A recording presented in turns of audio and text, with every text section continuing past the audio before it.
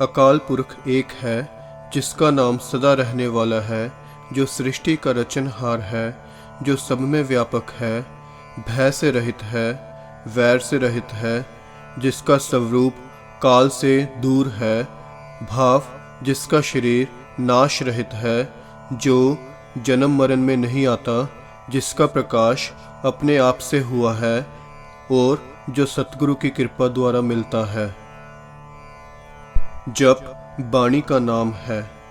अकाल पुरख शुरू से सदा रहने वाला है और जुगों के शुरू से भी मौजूद है।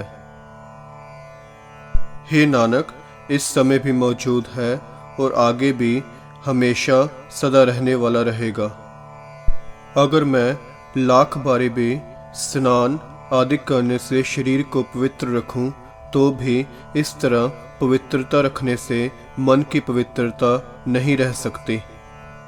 अगर मैं शरीर की एक तार समाधि लगाई रखूं, तो भी इस तरह चुप कर रहने से मन की शांति नहीं हो सकती।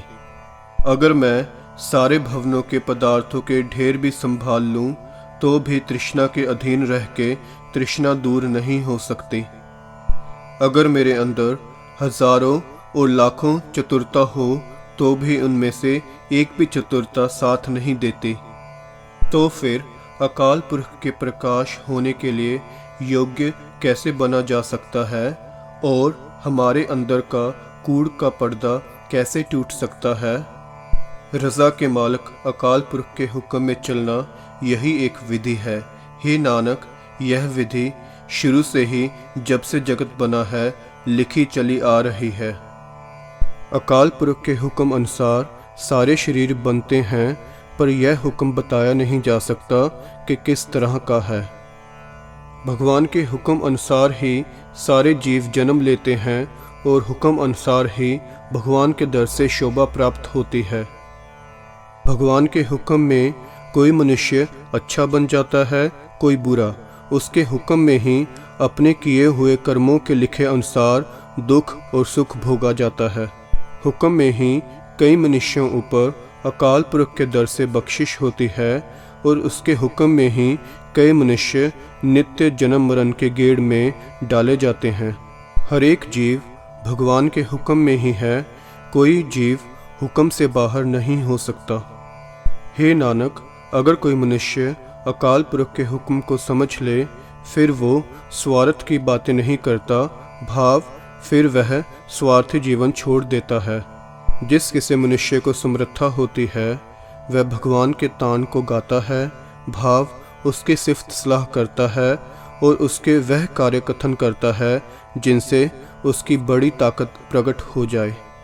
कोई मनुष्य उसके दिए हुए उपहारों को ही गाता है, क्योंकि इन उपहारों को वह भगवान की रहमत का निशान समझता है। कोई मनुष्य भगवान के सुंदर गुण और सुंदर बड़ाइयों का वर्णन करता है।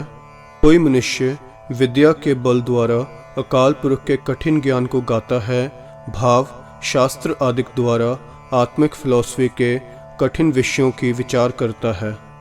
कोई मनुष्य इस तरह गाता है, अकाल पुरख शरीर को बनाकर फिर राख कर देता है। कोई इस तरह गाता है, हरि शरीरों में से आत्माओं को निकालकर फिर दूसरे शरीरों में डाल देता है। कोई मनुष्य इस तरह कहता है, अकाल पुरख दूर प्रतीत होता है, दूर दिखता है। पर कोई कहता है, नहीं, नज़दीक है, हर जगह हाजिर है, सबको देख रहा है। हुक्म के वर्णन करने से कमी नहीं आ सकी, भाव वर्णन कर करके हुक्म का अंत नहीं डाला जा सका, हुक्म का सही स्वरूप नहीं ढूंढा जा सका। बेशक करोड़ों ही जीवों ने बेअंत बारी अकाल पुरख के हुक्म का वर्णन किया है। दातार अकाल पुरख सब जीवों को रिज़्क दे रहा है, पर जीव ले लेके थक पड़ते हैं। सब जीव हमेशा से ही भगवान के दिए पदार्थ खाते चले आ रहे हैं। हुक्म वाले भगवान का हुक्म ही संसार की कार वाला रास्ता चला रहा है। हे नानक, वह निरंकार हमेशा बेपरवाह है और प्रसन्न है।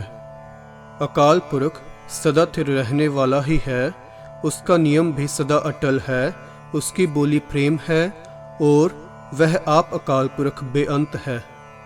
हम जीव उससे दातें मांगते हैं और कहते हैं, हे हरि हमें दातें दे। वह दातार बख्शिशें करता है। अगर सारी दातें वह आप ही बख्श रहा है, फिर हम कौन सी भेंट उस अकाल पुरख के आगे रखें जिसके फल से हमें उसका दरबार दिख पड़े। हम मुंह से कौन सा वचन बोलें, भाव किस तरह की अरदास करें जिसको सुनकर वह हरि हमें प्यार करे। पूर्ण आनंद का समा हो, भाव प्रभात वेला हो, नाम सिमरें और उसकी बड़ाइयों की विचार करें। इस तरह प्रभु की मेहर से सिफत रूप कपड़ा मिलता है, उसकी कृपा दृष्टि से कूड़ की पाल से छुटकारा होता है और रब का दर प्राप्त हो जाता है। हे नानक, इस तरह यह समझ आ जाती है कि वह सदा रहने वाला मालिक अकाल पुरख हर जगह भरपूर है। ना वह पैदा किया जा सकता है, ना ही हमारा बनाया बनता है। वह निरोल आप ही आप है। वह अकाल पुरख माया के प्रभाव से दूर है। जिस मनुष्य ने उस अकाल पुरख को सिमरा है, उसने ही बड़ाई प्राप्त की है।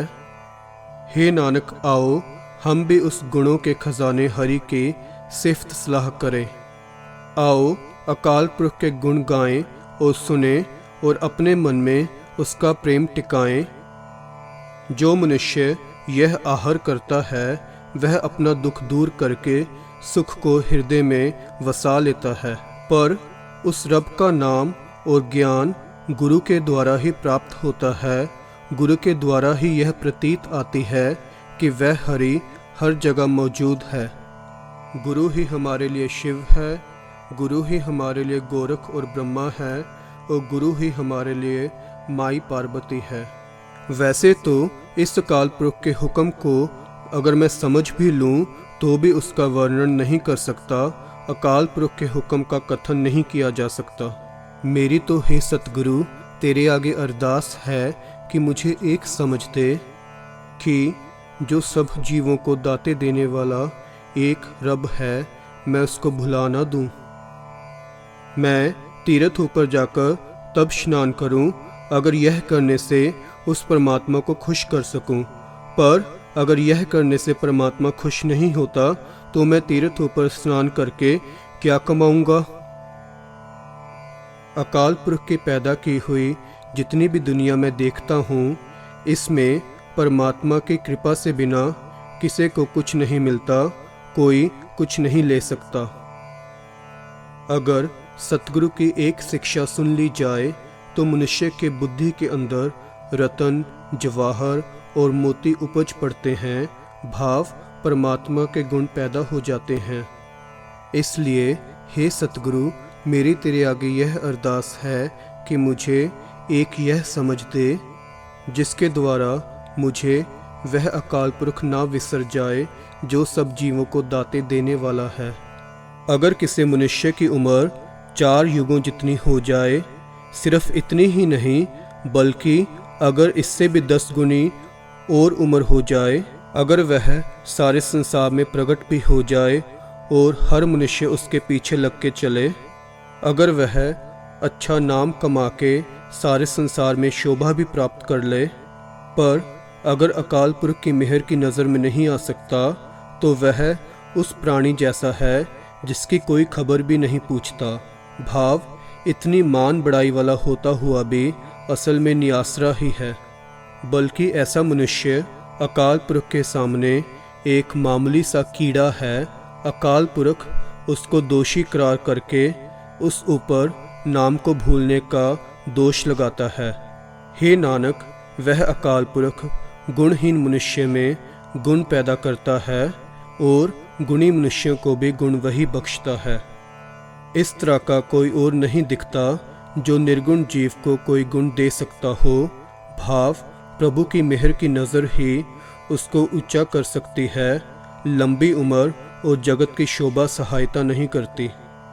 यह नाम हृदय में टिकने की ही बरकत है कि वाहिगुरु की सिफ्त सलाह सुनने से साधारण मनुष्य सिद्ध पीरों, देवतियों और नाथों की पदवी प्राप्त कर लेता है। और वाहिगुरु की सिफ्त सलाह सुनने से उनको यह समझ हो जाती है कि धरती आकाश का आसरा वह प्रभु है। वाहिगुरु की सिफ्त सलाह सुनने से समझ पड़ती है कि वाहिगुरु सारे दीपों, भवनों, पातालों में व्यापक है। वाहिगुरु की सिफ्त सलाह सुनने से मनुष्य को काल भी नहीं डरा सकता, भाव उनको मौत नहीं डरा सकती। हे नानक, अकाल पुरख के नाम में सुरती जोड़ने वाले भगत जनों के हृदय में सदा खुशी बनी रहती है, क्योंकि उसकी सिफ्त सलाह सुनने से मनुष्य के दुखों और पापों का नाश हो जाता है। अकाल पुरख के नाम में सुरती जोड़ने के फल स्वरूप साधारण मनुष्य शिव, ब्रह्मा और इंद्र की पदवी पर पहुंच जाता है। मंदा मनुष्य भी मुंह से भगवान की बड़ाई करने लग पड़ता है। साधारण बुद्धि वाले को भी शरीर की मुश्किल बातों, भाव, आँखों, कान, जीभ आदि इंद्रियों को चलने और विकार आदि की तरफ दौड़ भाग के भेद का पता लग जाता है। प्रभु मेल की युक्ति की समझ पड़ जाती है। शास्त्रों, स्मृतियों और वेदों की भी समझ पड़ जाती है। हे नानक, नाम से प्यार करने वाले भगत जनों के हृदय में सदा खुशी बनी रहती है, क्योंकि भगवान की सिफ्त सलाह सुनने से मनुष्य के दुखों और पापों का नाश हो जाता है। भगवान के नाम में जुड़ने से हृदय में दान देने का स्वभाव, संतोष और प्रकाश प्रकट हो जाता है। मानो 68 तीर्थों का स्नान ही हो जाता है। भाव 68 तीर्थों का स्नान नाम जपने में ही आ जाता है। जो सत्कार मनुष्य विद्या पढ़ के प्राप्त करते हैं, वह भगत जनों को अकाल पुरख के नाम में जुड़ के ही मिल जाता है। नाम सुनने के सदके अडोलता में चित्त की वृत्ति टिक जाती है। हे नानक, अकाल पुरख के नाम में सुरती जोड़ने वाले भगत जनों के हृदय में सदा खुशी बनी रहती है, क्योंकि अकाल पुरख के सिफ्त सलाह सुनने से मनुष्य के दुखों और पापों का नाश हो जाता है। अकाल पुरख के नाम में सुरती जोड़ने से साधारण मनुष्य बेअंत गुणों के सूझ वाले हो जाते हैं और शेख, पीर और पातशाहों की पदवी प्राप्त कर लेते हैं। यह नाम सुनने की ही बरकत है कि अंधे ज्ञानहीन मनुष्य भी अकाल पुरख को मिलने का राह ढूंढ लेते हैं। अकाल पुरख के नाम में जुड़ने के फल स्वरूप इस गहरे संसार समुद्र की असलियत समझ में आ जाती है। हे नानक, अकाल पुरख के नाम में सुरती जोड़ने वाले भगत जनों के हृदय में सदा खुशी बनी रहती है, क्योंकि अकाल पुरख के नाम सुनने से मनुष्य के दुखों और पापों का नाश हो जाता है। उस मनुष्य की ऊंची आत्मिक अवस्था बताई नहीं जा सकती जिसने अकाल पुरख के नाम को मान लिया है, भाव जिसके लगन नाम में लग गई है। अगर कोई मनुष्य बयान करे भी तो वह पीछे पछताता है कि मैंने व्यर्थ यत्न किया है। नाम में भीगे हुए की आत्मिक अवस्था कागज ऊपर कलम से कोई मनुष्य लिखने के समर्थ नहीं है। बेशक मनुष्य मिलकर उसका अंदाज़ा लगाने की विचार जरूर करते हैं। अकाल पुरख का नाम बहुत ऊंचा है और माया के प्रभाव से दूर है। इसमें जुड़ने वाला भी ऊंची आत्मिक अवस्था वाला हो जाता है, पर इस बात की समझ तब ही आती है अगर कोई मनुष्य अपने अंदर लगन लगा के देखे। अगर मनुष्य के मन में प्रभु के नाम की लगन लग जाए तो उसकी सुरती ऊंची हो जाती है, उसके मन में जागृति आ जाती है, भाव माया में सोया हुआ मन जाग पड़ता है। सारे भवनों की उसको सूझ हो जाती है कि हर जगह प्रभु व्यापक है। वह मनुष्य संसार के विकारों की चोटें मुंह ऊपर नहीं खाता, भाव संसारिक विकार उस ऊपर दबाव नहीं डाल सकते और यमदूतों के साथ उसको वाह नहीं पड़ता, भाव वह जन्म मरण के गेड़ से बच जाता है। अकाल पुरख का नाम जो माया के प्रभाव से दूर है इतना ऊंचा है कि इसमें जुड़ने वाला भी ऊंची आत्मक अवस्था वाला हो जाता है। पर यह बात की समझ तभी आती है अगर कोई मनुष्य अपने मन में हरि नाम की लगन पैदा कर ले। अगर मनुष्य का मन नाम में भीग जाए तो जिंदगी के सफ़र में विचार आदि की कोई रोक नहीं पड़ती। वह संसार में शोभा प्राप्त करके इज्जत के साथ जाता है। वह फिर दुनिया के अलग अलग मजहबों के बताए हुए रास्तों पर नहीं चलता। भाव उसके अंदर यह द्वंद्व नहीं रहता कि यह रास्ता अच्छा है और यह बुरा है। उस मनुष्य का धर्म के साथ सीधा जोड़ बन जाता है। अकाल पुरख का नाम जो माया के प्रभाव से दूर है इतना ऊंचा है कि इसमें जुड़ने वाला भी ऊंची आत्मक अवस्था वाला हो जाता है। पर इस बात की समझ तभी आती है अगर कोई मनुष्य अपने मन में हरि नाम की लगन पैदा कर ले। अगर मन में प्रभु के नाम की लगन लग जाए तो मनुष्य मुक्ति के दरवाजे का रास्ता ढूंढ लेते हैं। ऐसा मनुष्य अपने परिवार को भी अकाल पुरख की टेक दृढ़ करवाता है। नाम में मन भीग जाने करके ही सतगुरु भी आप संसार सागर से पार हो जाता है और सिखों को भी पार करवा लेता है। नाम में मन जुड़ने करके ही हे नानक मनुष्य दर दर की भीख नहीं मांगते। अकाल पुरख का नाम जो माया के प्रभाव से दूर है इतना ऊंचा है कि इसमें जुड़ने वाला भी ऊंचे जीवन वाला हो जाता है। पर इस बात की समझ तभी आती है अगर कोई मनुष्य अपने मन में हरि नाम की लगन पैदा करे। जिन मनुष्यों की सुरती नाम में जुड़ी रहती है और जिनके अंदर प्रभु के लिए लगन बन जाती है वही मनुष्य इस जगत में प्रसिद्ध रहते हैं और सबके आगू होते हैं। अकाल पुरख के दरबार में भी वही पंचजन ही आदर प्राप्त करते हैं। राज दरबारों में भी वही पंचजन ही शोभा प्राप्त करते हैं। इन पंचजनों की सुरती का निशाना केवल एक गुरु ही है। भाव इनकी सुरती गुरु शब्द में ही रहती है। गुरु शब्द में जुड़े रहना ही इनका असल निशाना है। बेशक कोई बयान करके देखे और विचार कर ले, अकाल पुरख की कुदरत का कोई हिसाब नहीं है। भाव अंत नहीं पड़ सकता। अकाल पुरख का धर्म रूपी टिका हुआ नियम ही बैल है जो सृष्टि को कायम रख रहा है। यह धर्म दया का बेटा है। भाव अकाल पुरख ने अपनी मेहर कर कर सृष्टि को टिका रखने के लिए धर्म रूपी नियम बना दिया है। इस धर्म ने अपनी मर्यादा अनुसार संतोष को जन्म दे दिया है। अगर कोई मनुष्य इस ऊपर बताई हुई विचार को समझ ले तो वह इस योग्य हो जाता है कि उसके अंदर अकाल पुरख का प्रकाश हो जाए। नहीं तो ख्याल तो करो कि बैल के ऊपर धरती का कितना बेअंत भार होगा। वह बेचारा इतने भार को कैसे उठा सकता है। दूसरी विचार यह है कि अगर धरती के नीचे बैल है, उस बैल को सहारा देने के लिए नीचे और धरती हुई, उस धरती के नीचे और बैल, उसके नीचे धरती के नीचे और बैल, फिर और बैल।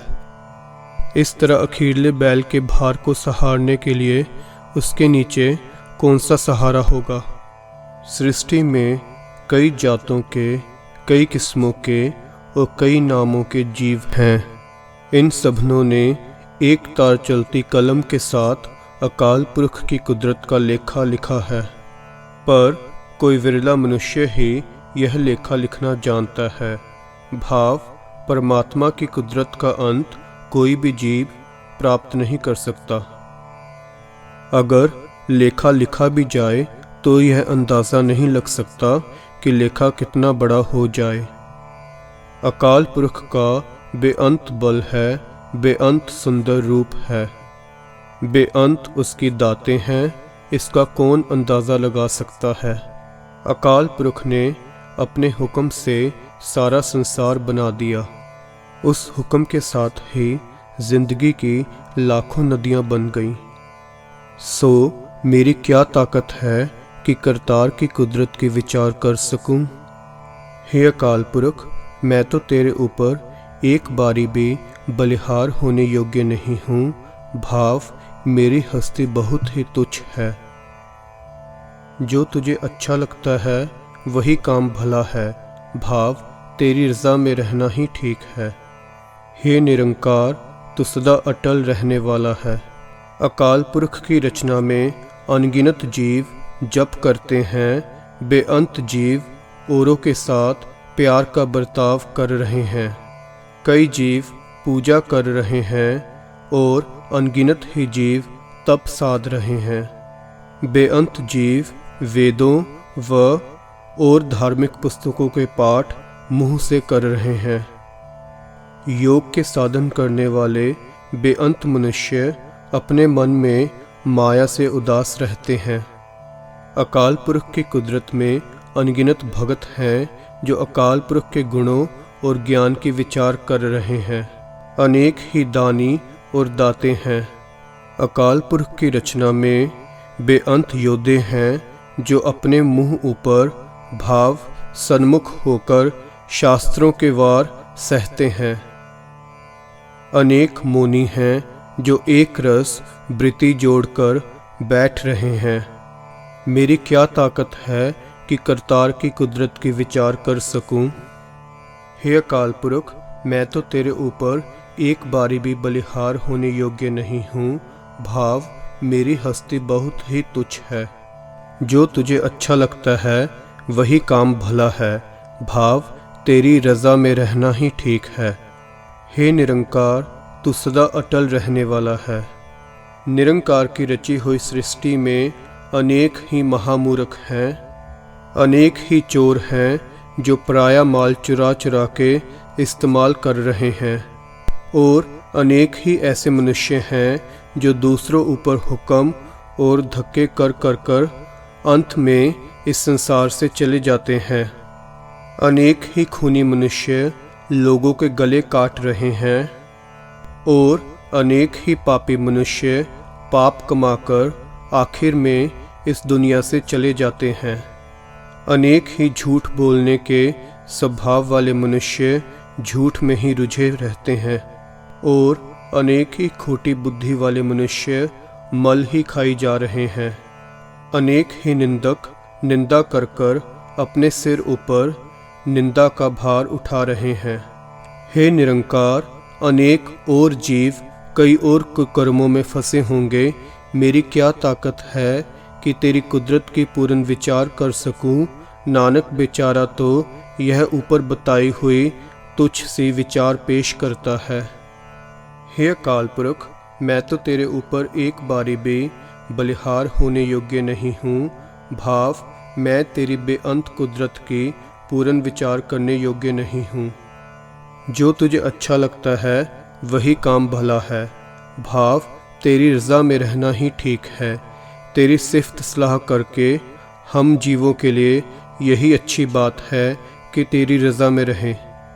हे निरंकार, तू सदा स्थिर रहने वाला है। कुदरत के अनेक जीवों के और बेअंत पदार्थों के असंख्य ही नाम हैं और असंख्य ही उनके स्थान ठिकाने हैं। कुदरत में असंख्य ही भवन हैं जहाँ तक मनुष्य की पहुँच नहीं हो सकती। पर जो मनुष्य कुदरत की लेखा करने के लिए शब्द असंख्य भी इस्तेमाल करते हैं, उनके सिर ऊपर भी भार होता है। भाव वह भी भूल करते हैं, असंख्य शब्द भी काफ़ी नहीं है। बेशक अकाल पुरख की कुदरत का लेखा शब्द असंख्य तो कहीं रहा, कोई भी शब्द काफ़ी नहीं है। पर अकाल पुरख का नाम भी अक्षरों के द्वारा ही लिया जा सकता है। उसकी सिफ्त सलाह भी अक्षरों के द्वारा ही की जा सकती है। अकाल पुरख का ज्ञान भी अक्षरों के द्वारा ही विचारा जा सकता है। अक्षरों के द्वारा ही उसके गीत और गुणों से वाकिफ हो सकते हैं। बोली का लिखना और बोलना भी अक्षरों के द्वारा ही बताया जा सकता है, इसीलिए शब्द असंख्य इस्तेमाल किया गया है। अक्षरों के द्वारा ही भाग्य के संयोग व्याख्यान किए जा सकते हैं।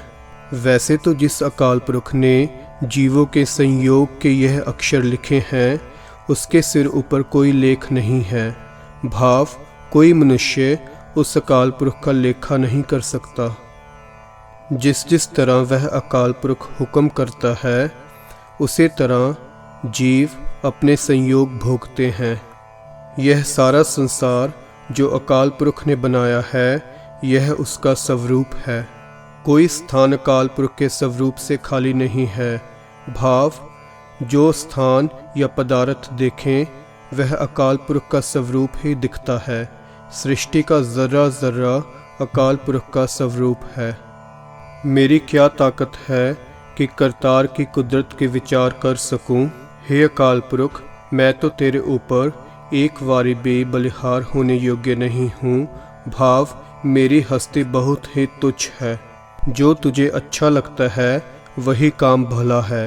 भाव तेरी रज़ा में रहना ही हम जीवों के लिए अच्छी बात है। हे निरंकार, तू सदा स्थिर रहने वाला है। अगर हाथ या पैर या शरीर मैला हो जाए तो पानी से धोकर वह मैल उतर जाती है। अगर कोई कपड़ा मूत्र से गंदा हो जाए तो साबुन लगा के उसको धो लेते हैं। पर अगर मनुष्य की बुद्धि पापों से मैली हो जाए तो वह पाप अकाल पुरख के नाम में प्यार करने से ही धोया जा सकता है। हे नानक, पुण्य या पाप सिर्फ नाम ही नहीं है। भाव सिर्फ कहना मात्र ही नहीं है, सचमुच ही तू जिस तरह के कर्म करेगा वैसे ही संस्कार अपने अंदर उत्कीर्ण करके ले जाएगा। जो कुछ तू बीजेगा उसका फल आप ही खाएगा। अपने बीजे अनुसार अकाल पुरख के हुक्म में जन्म मरण के चक्कर में पड़ा रहेगा। तीर्थ यात्रा, तपों की साधना, जीवों पर दया करनी, दिया हुआ दान, इन कर्मों के बदले अगर किसी मनुष्य को कोई बड़ाई मिल भी जाए तो तिल मात्र ही मिलती है। पर जिस मनुष्य ने अकाल पुरख के नाम में सुरती जोड़ी है, जिसका मन नाम में भीग गया है और जिसने अपने मन में अकाल पुरख का प्यार जमाया है, उस मनुष्य ने मानो अपने अंदर के तीर्थ में रगड़ रगड़ कर स्नान कर लिया है। भाव उस मनुष्य ने अपने अंदर वस रहे अकाल पुरख में जुड़कर अच्छी तरह अपने मन की मैल उतार ली है। मेरी कोई हस्ती नहीं, मैं तेरे गुण गा सकूं, यह सब तेरी ही बड़ाइयाँ हैं। हे अकाल पुरख, अगर तू आप अपने गुण मेरे में पैदा ना करे तो मुझसे तेरी भक्ति नहीं हो सकती। हे निरंकार, तेरी सदा जय हो। तू आप ही माया है, तू आप ही वाणी है, तू आप ही ब्रह्मा है। भाव इस सृष्टि को बनाने वाले माया, वाणी अथवा ब्रह्मा तुझसे अलग हस्ती वाले नहीं हैं जो लोगों ने मान रखे हैं। तू सदा स्थिर है, सुंदर है, तेरे मन में सदा खुशी है। तू ही जगत रचना वाला है, तुझे ही पता है तूने कब बनाया। कौन सा वो वेला और समय था, कौन सी तिथि थी, कौन सा दिन था, कौन सी वह ऋतुएं थी और कौन सा वह महीना था जब यह संसार बना था। कब यह संसार बना, उस समय का पंडितों को भी पता नहीं लगा। अगर पता होता तो इस लेख ऊपर भी एक पुराण लिखा होता। उस समय की काजियों को भी खबर नहीं लग सकी, नहीं तो वो यह लेख लिख देते जैसे उन्होंने आयतें इकट्ठी कर कर कुरान लिखी थी। जब यह जगत बना तब कौन सी तिथि थी, कौन सा वार था, यह बात कोई योगी भी नहीं जानता। कोई मनुष्य नहीं बता सकता कि तब कौन सी ऋतु थी और कौन सा महीना था। जो सृजनहार इस जगत को पैदा करता है वह आप ही जानता है कि जगत कब रचा गया। मैं किस तरह अकाल पुरख की बड़ाई बताऊं, किस तरह अकाल पुरख की सिफ्त सलाह करूं, किस तरह अकाल पुरख की बड़ाई का बखान करूं और किस तरह समझ सकूं। हे नानक, हर एक जीव अपने आप को दूसरों से सियाना समझकर अकाल पुरख की बड़ाई बताने का यत्न करता है पर बता नहीं सकता। अकाल पुरख सबसे बड़ा है, उसकी बड़ाई ऊंची है। जो कुछ जगत में हो रहा है वह उसका किया हुआ हो रहा है। हे नानक, अगर कोई मनुष्य अपनी अकल के सहारे प्रभु की बड़ाई का अंत पाने का यत्न करे, वह अकाल पुरख के दरबार में जाकर आदर नहीं प्राप्त करता।